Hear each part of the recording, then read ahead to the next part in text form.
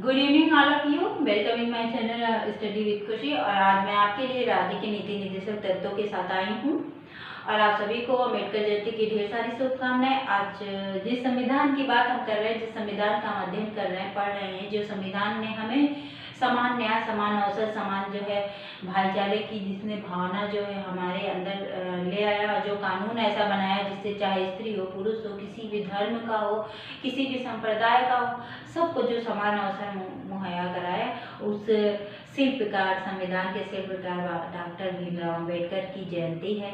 तो आप सभी उनके बारे में जरूर जानें कि उन्होंने आखिर इतनी संघर्षों के बाद कैसे इतना ऊपर पहुंचे कि उन्होंने संविधान को लिखा। आपको मैंने बताया था कि प्रारूप समिति के जो प्रमुख थे वो कौन थे? डॉक्टर भीमराव अम्बेडकर थे। प्रारूप समिति ने बहुत योगदान दिया, सबसे प्रमुख योगदान उसने ही संविधान बनने में दिया और संविधान के शिल्पकार भी डॉक्टर भीमराव अम्बेडकर थे। तो आप सभी को ढेरों सारी शुभकामनाएं। तो चलिए, हमने आपको पिछले क्लास में बताया था कि फंडामेंटल राइट के बारे में बताया था, यानी भाग 3 12 से 35 तक। जो लोग नए हैं, मेरा वीडियो नहीं देखे हैं, वो जाकर मेरा वीडियो देख लेंगे। नोट्स बनाते चलिए बच्चों। सबसे बड़ी बात ये होती है कि हमें नोट्स बनाने की आदत नहीं होती। हम सोचते हैं चलो ये किताबों में पढ़ लेंगे या ये कहीं मिल जाएगा, तो ये में हम लोग की लापरवाही होती है। तो हमें नोट्स बनाना चाहिए। नोट्स अपने लिए बनाओ, अपने लिए बनाओ, अपने तरीके से बनाओ। मैं समझा रही हूँ आपको, अपनी लैंग्वेज में बनाओ नोट्स। जरूरी नहीं है आप किताबी भाषा ही लिखिए, आप अपनी लैंग्वेज में बनाइए, ताकि आप एग्जाम के टाइम जब रिविजन करेंगे तो आपको तुरंत क्लियर हो जाएगा और तुरंत आपका रिविजन हो जाएगा, ज़्यादा समय नहीं लगेगा। तो आप चलिए, डायरेक्टिव प्रिंसिपल ऑफ स्टेट यानी कि राज्य के नीति निर्देशक तत्व, जिसका वर्णन भाग 4 आर्टिकल 36 से 51 तक किया गया है। तो भाग 4 आर्टिकल 36 से 51। 36 में मैंने लिखा नहीं है, लेकिन मैं बता दूं, आर्टिकल 36 में जो है राज्य के नीति निर्देशक तत्व के संबंध में राज्य की परिभाषा के बारे में बताया गया है।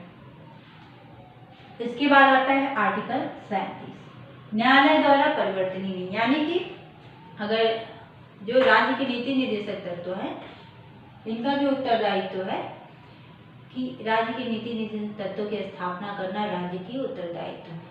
यानी राज्य का ये उत्तरदायित्व है कि राज्य के नीति निर्देशक तत्वों की स्थापना करे, परंतु अगर राज्य नहीं करता है तो इसके खिलाफ न्यायालय नहीं जाया जा सकता। जबकि फंडामेंटल राइट यानी मौलिक अधिकारों का हनन होने पर आप जो है कोर्ट जा सकते हैं। तो 37 में ये है। 38 में है सामाजिक, आर्थिक, राजनीतिक न्याय और समान आय अवसर की समानता। यानी कि जो भी राज्य है वो अपने नागरिकों के लिए, अपने राज्य में रहने वाले लोगों के लिए सामाजिक, आर्थिक, राजनीतिक न्याय एवं समान आय का समान आय और अवसर की जो है समानता का ध्यान रखिएगा। आर्टिकल 39, पुरुष स्त्री सभी नागरिकों को आजीविका के पर्याप्त साधन प्राप्त करने का अधिकार। पुरुष स्त्री सभी नागरिकों को आजीविका के पर्याप्त साधन प्राप्त करने का अधिकार। इसका मतलब कि पहले के टाइम में आपको पता होगा, जब संविधान नहीं बना था तो स्त्रियां जो है जॉब नहीं करती थी।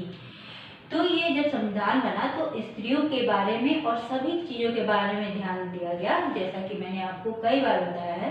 तो आर्टिकल 39 में है पुरुष स्त्री एवं सभी नागरिकों को आजीविका के पर्याप्त साधन प्राप्त करने का अधिकार है। यह अधिकार क्या दिलाएगा? राज्य जो है अधिकार दिलाएगा। देखिए, नीति निर्देशक जो तत्व होते हैं उसको लागू करवाने का अधिकार जो होता है वो राज्य को होता है। इसलिए आप समझ जाइए कि राज्य को ये करना है, मैं बोलूं चाहे ना बोलूं। 40 है ग्राम पंचायतों का गठन। आर्टिकल नंबर 40 में है कि राज्य जो है ग्राम स्तर पे ग्राम पंचायतों का गठन करवाएगा।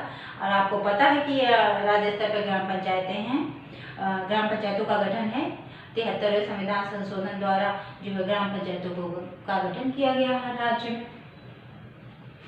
41 में है कुछ दशाओं में बुढ़ापे, बेरोजगारी। कुछ दशाओं मतलब बुढ़ापे, बेरोजगारी, बीमारी, यहाँ पे बीमारी लिख दे रही हूँ, जैसे बीमारी, यानी कि बुढ़ापे, बेरोजगारी, बीमारी आदि में काम, शिक्षा एवं लोक सहायता पाने का अधिकार। मतलब कोई गरीब है, कोई जो है बूढ़ा है, कोई बूढ़ा है, बेरोजगार है, बीमारी है, तो ये राज्य अपने स्तर पे कोई कानून बना के, जिसने आपने देखा होगा कि अच्छा बुढ़ापों के लिए ये स्कीम है, जो बूढ़े लोग हैं, सीनियर सिटीजन, उनके लिए ये स्कीम आई है, जो लोग मतलब गरीब हैं, उनके पास पैसे नहीं है, इलाज के लिए ये स्कीम आई है। तो ये सब क्या काम, ये सब जो है राज्य जो है 41 के तहत, आर्टिकल 41 के तहत क्या करेगा कि काम, शिक्षा एवं लोक सहायता पाने का अधिकार देगा वहाँ के जो भी बेरोजगार, बुढ़ापा और बीमारी से जो भी ग्रसित लोग हैं उनको। आर्टिकल 42 में है कार्य की मानवीय एवं न्याय संगत दशाओं का तथा मातृत्व सुरक्षा हेतु सहायता का उपबंध। मतलब कार्य की मानवीय एवं न्याय संगत दशाओं का तथा मातृत्व सुरक्षा हेतु सहायता का उपबंध। मतलब कार्य, जहाँ पे कार्य किया जाए वहाँ के जो वातावरण हो वो बहुत ही मतलब अच्छा हो, स्वास्थ्यवर्धक हो, काम करने लायक हो, मतलब पेयजल की सुविधा हो वहाँ पे मतलब हर चीज़ की व्यवस्था हो, जो एक जरूरी नीड्स होती है वो वहाँ पे पूरी हो, जहाँ पे कार्य लिया जाए। न्याय संगत दशाओं तथा मातृत्व सुरक्षा, और मातृत्व सुरक्षा योजना भी जरूरी है उस राज्य के लिए। मातृत्व यानी कि एक शिशु के जन्म में एक माँ का जो है बहुत बड़ा रोल होता है, आप जानते हैं। तो मातृत्व सुरक्षा योजना भी उस राज्य को देखना पड़ेगा कि क्या वो योजना निकाले जिससे उस राज्य के जितनी भी माँ हैं, जो भी बच्चे हैं, उनको सुरक्षा मिले। आर्टिकल नंबर 43 यानी कि कर्मकारों को निर्वाह मजदूरी एवं कुटीर उद्योग का विकास। कर्मकारों को निर्वाह मजदूरी एवं कुटीर उद्योगों का विकास। कर्मकारों को निर्वाह मजदूरी एवं कुटीर उद्योगों का विकास मतलब जो कर्मकार हैं उनको एक मिनिमम निर्वाह मजदूरी और कुटीर उद्योगों को बढ़ावा देना उस राज्य का उत्तरदायित्व होगा। 44वां जो है आर्टिकल नंबर 44वां, अनुच्छेद 44वां जो है नागरिकों के लिए एक समान नागरिक संहिता लागू करने का प्रयास करना।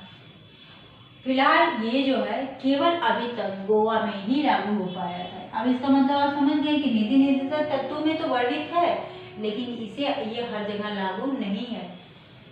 अगर ऐसा मौलिक अधिकार होता कि कहीं मौलिक अधिकार जो दिया गया है वो नहीं हो पाता तो उसके खिलाफ जो है न्यायालय जाया जा सकता था, लेकिन इसके खिलाफ न्यायालय नहीं गया गया है। केवल ये गोवा में ही लागू है 44वां। ये हमेशा क्वेश्चन में पूछता है, तो आप IMP इसके पास लिख दीजिए। यानी नागरिकों के लिए एक समान नागरिक संहिता लागू करने का प्रयास करना, गोवा में ये लागू है। आर्टिकल नंबर 45 6 वर्ष से कम आयु के बच्चों की शिक्षा एवं देखरेख। 6 वर्ष से कम आयु के बच्चों की शिक्षा एवं देखरेख जो क्या करेगा, उसके संबंधित जो है कानून कौन बनाएगा और उसकी जिम्मेदारी किसकी है, राज्य की है। आपको मैं बता दूं ये जो आर्टिकल है ये 86वां संविधान संशोधन 2002 द्वारा जो मतलब इसमें मतलब परिवर्तन किया गया, यानी कि 86वां संविधान संशोधन 2002 द्वारा मैंने आपको बताया था मौलिक अधिकार में 21 का जोड़ा गया। इसी के तहत जो है 86वां संविधान संशोधन करके मौलिक अधिकार में 21 का जोड़ के ये कहा गया कि 6 से 14 वर्ष तक आयु के बच्चों को निःशुल्क शिक्षा देना अनिवार्य है। इसे मौलिक अधिकार बना दिया गया। देखिए क्वेश्चन पूछता है कि ये मौलिक अधिकार भी है और राज्य के नीति निर्देशक तत्व भी है कि मतलब कब 6 वर्ष से कम आयु के बच्चों के लिए शिक्षा एवं देखरेख। और फिर इस संशोधन करने के बाद इस 21 का में इसी के तहत जोड़ दिया गया कि 6 से 14 वर्ष के बच्चों के लिए निःशुल्क एवं अनिवार्य शिक्षा की व्यवस्था करवाना जो है अनिवार्य है। आर्टिकल नंबर 46 SC और ST के हितों की अभिवृद्धि हेतु प्रयास करना। SC और ST के हित यानी कि देखिए आप जानते हैं शिक्षण संस्थाओं वगैरह में किसी राज्य में इतना आरक्षण है, किसी राज्य में इतना, यानी कि वो राज्य के ऊपर निर्भर करता है कि राज्य वहाँ के जो अनुसूचित जाति और जनजाति लोग हैं उनको कितना अपने यहाँ अवसर दे रहा है, यानी कि जो है शिक्षण संस्थाओं में कितने प्रतिशत छूट उनको मिलेगी या नौकरी में उनको कितना प्रतिशत छूट है। इस सब के जो है लागू कराने का जो है अधिकार किसको है, SC और ST के हितों को अभिवृद्धि हेतु प्रयास करने की जो है किसको जिम्मेदारी दी गई है, राज्य को। यानी राज्य क्या करेगा, SC ST के हितों की अभिवृद्धि हेतु व्यवस्था करेगा, यानी योजनाएं निकालेगा, उन्हें छूट देगा, नौकरियों में छूट देगा, शिक्षा लेने में छूट देगा। अब आते हैं 47, आर्टिकल नंबर 47, लोगों के पोषाहार एवं जीवन स्तर को ऊंचा करना तथा स्वास्थ्य को सुधारना। अब वो राज्य की जिम्मेदारी है कि वहाँ के लोग जो रह रहे हैं उनका पोषाहार यानी उनके पोषकों उनके आहार की व्यवस्था करना, जीवन स्तर को ऊंचा करना तथा स्वास्थ्य को सुधारने की जिम्मेदारी से संबंधित जो भी कानून, जो भी योजना हो, जो भी नियम लगाना हो वो कौन करेगा, राज्य करेगा। 48, आर्टिकल नंबर 48, कृषि एवं पशुपालन का संगठन करना, मतलब संगठन कैसे करना, वैज्ञानिक विधि द्वारा। कृषि एवं पशुपालन का संगठन कैसे करना, वैज्ञानिक विधि द्वारा। कौन करवाएगा, राज्य करवाएगा। Article number 48। अब 48 का देखिए, जब भी मतलब कुछ चीज परिवर्तन होता है या कुछ चीज संविधान के आर्टिकल में जोड़ा जाता है वो हमेशा क ख ग घ ऐसे करके ही इसी क्रम में जोड़ा जाता है। तो ये जो 48 क है ये इसी 48 में जो है ये जोड़ा गया। कब जोड़ा गया, 42वें संविधान संशोधन, 42वें संविधान संशोधन, देखिए मैंने यहाँ लिखा है 1976 द्वारा क्या जोड़ा गया, 48 में 48 का जोड़ा गया। यानी 48 का क्या है, पर्यावरण का संरक्षण एवं संवर्धन तथा वन्य जीवों की रक्षा। देखते हैं ना कि टाइगर प्रोजेक्ट का ये निकला है, हाथी प्रोजेक्ट है, जो वन्य जीवों के संरक्षण संबंधित कितने ज्यादा जो है पार्क बनाए गए हैं, राष्ट्रीय स्तर पे योजनाएं हैं। तो इसी के तहत वो योजनाएं आती हैं, पर्यावरण का संरक्षण एवं संवर्धन। देखते पेड़ लगाओ, देश बचाओ, ग्रीन इंडिया, क्लीन इंडिया, ये सब जो प्रोग्राम है वो इसी के तहत आते हैं, पर्यावरण का संरक्षण एवं संवर्धन तथा वन्य जीवों की रक्षा हेतु इसी के अंतर्गत ये सारे जो योजनाएं हैं वो आते हैं। तो ये भी कार्य किसका है, राज्य का है। 48 का में ये वर्णित है। आर्टिकल 49, राष्ट्रीय महत्व के स्मारकों, स्थानों एवं वस्तुओं का संरक्षण। यानी कि जो राष्ट्रीय महत्व के जो स्थान है, वस्तु हैं, उनके महत्व को मतलब बचाए रखना। ये नहीं कि राष्ट्रीय स्तर का कोई चीज है तो उसके साथ छेड़छाड़ करने या उसका दुरुपयोग करें, उसको जो है उसको संरक्षण करने का जो है मतलब देखते हैं कि इस राज्य में ये पाया गया खुदाई में, तो उस राज्य की जो सरकार है वो उसे संरक्षित कर देती है, वहाँ पे नियम बना देती है, उसके लिए सारी व्यवस्थाएं कर देती है ताकि वो मतलब वो सेफ रहे। तो यही है, इसके तहत राष्ट्रीय महत्व के स्मारकों, स्थानों एवं वस्तुओं का संरक्षण करना। ठीक, अब चलिए आर्टिकल नंबर 50 यानी कार्यपालिका एवं न्यायपालिका का पृथक्करण हेतु राज्य को कदम उठाना। यानी जो कार्यपालिका है यानी जो कार्य करती है, और न्यायपालिका जो कि न्याय करती है। मैंने बताया था कार्यपालिका मतलब जो कार्य करती है, यानी कि पीएम हो गए, सीएम हो गए, और न्यायपालिका कौन हो गया, हाई कोर्ट, सुप्रीम कोर्ट, और जो भी नीचे के उसके अधीनस्थ न्यायालय हो गए। तो ये कार्यपालिका का न्यायपालिका से पृथक्करण हेतु आर्टिकल नंबर 50 में कहा गया है कि कार्यपालिका एवं न्यायपालिका का पृथक्करण मतलब अलग हेतु राज्य को कदम उठाना। ये राज्य का मतलब के लिए दिया गया है कि राज्य क्या करेगा, कार्यपालिका और न्यायपालिका का पृथक्करण का कदम उठाएगा। उस आर्टिकल नंबर 51, अंतर्राष्ट्रीय शांति एवं सुरक्षा की अभिवृद्धि तथा राष्ट्रों के बीच न्याय एवं सम्मानपूर्ण संबंध बनाए रखना। यानी कि अंतर्राष्ट्रीय शांति और सुरक्षा, ऐसा नहीं है कि जो है इंडिया को वो देश जो है पाकिस्तान अच्छा तो पाकिस्तान पे रातों रात जो है हमला कर दिया जाए, ऐसा नहीं होता है। इसमें जो अंतर्राष्ट्रीय स्तर पे शांति और सुरक्षा बनाने के लिए कई सारे रूल नियम है। जब हमारा जो यूएन है, यूएन की स्थापना इसीलिए की गई है ताकि हर देशों के बीच सौहार्दपूर्ण संबंध रहे और सब देशों पे सबका नियंत्रण रहे, कोई भी मनमाने तरीके से कोई काम न करे। तो अंतर्राष्ट्रीय शांति एवं सुरक्षा की अभिवृद्धि तथा राष्ट्रों के बीच न्याय और सम्मानपूर्ण, यानी जो विदेशी जो राजनीतिक समझौते आपने सुना होगा कि अमेरिका से ये समझौता हुआ, भारत का रूस से ये समझौता हुआ, तो ये सब सारे समझौते जो है इसी के आर्टिकल 51 के तहत है कि अंतर्राष्ट्रीय शांति एवं सुरक्षा की अभिवृद्धि हेतु न्यायपूर्ण और सम्मानपूर्ण संबंध बनाए रखना। अब इसमें एक सबसे इम्पोर्टेंट बात यह है, मैं आपको बता दूं कि 97वें संविधान संशोधन 2011 द्वारा अनुच्छेद 43 ख में सहकारी शब्द जोड़ा गया। सहकारी, ये क्वेश्चन पूछेगा आपसे एग्जाम में। 97वें संविधान संशोधन 2011 द्वारा अनुच्छेद 43, देखिए 43 है, कर्मकारों को निर्वाह, मजदूरी एवं कुटीर उद्योगों का विकास करना। तो इसी के तहत 97वें संविधान संशोधन करके 43 ख में सहकारी शब्द जोड़ा गया। नीति निर्देशक तत्व तो मैंने बताया कि चूंकि ये न्यायालय में इसके खिलाफ नहीं जाया जा सकता। दूसरी बात, ये जो होते हैं ये राज्य जो है लागू करता है और इसका जो उद्देश्य होता है कल्याणकारी राज्य की स्थापना करना। तो कभी कभी राज्य और राज्य के नीति निर्देशक तत्व और मौलिक अधिकारों में जो है विभेद पूछता है। तो ये सबसे बड़ा जो है दोनों में भिन्नता है कि एक जो है परिवर्तनीय है और एक नहीं परिवर्तनीय, यानी मौलिक अधिकार न्यायालय द्वारा परिवर्तनीय है, लेकिन जो है नीति निर्देशक तत्व मौलिक जो है न्यायालय द्वारा परिवर्तनीय नहीं है। और तो आपको मैं बता दी, और 39 का और जो है 48 का, ये दोनों जो है 39 का एवं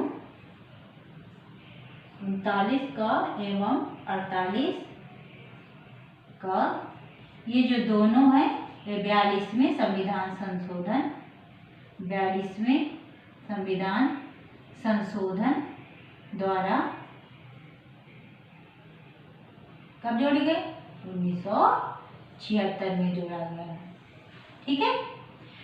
और एक बात बताओ, जो 41 है इसी के तहत मनरेगा आता है। मनरेगा जो है आर्टिकल 41, जैसे कि कुछ दशाओं में काम, शिक्षा एवं लोक सहायता पाने का अधिकार। कभी कभी पूछता है मनरेगा किससे संबंधित है? मनरेगा जो है किससे संबंधित है? 41 में ही मनरेगा भी आता है। मतलब जो मनरेगा का जो कार्य है, मनरेगा का जो उद्देश्य है वो इसी राज्य के नीति निर्देशक तत्व से ही प्रेरित है।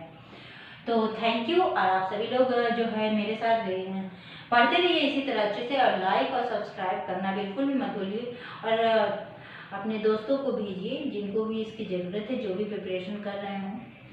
और कोई क्वेश्चन पूछना हो तो आप कमेंट में जरूर जो है उसे मेंशन कर दें। अब इसके बाद मैं जो है कार्यपालिका के बारे में बताऊंगी, और यानी कि भाग 4 के बारे में मैंने बताया है, और अब भाग 5 के बारे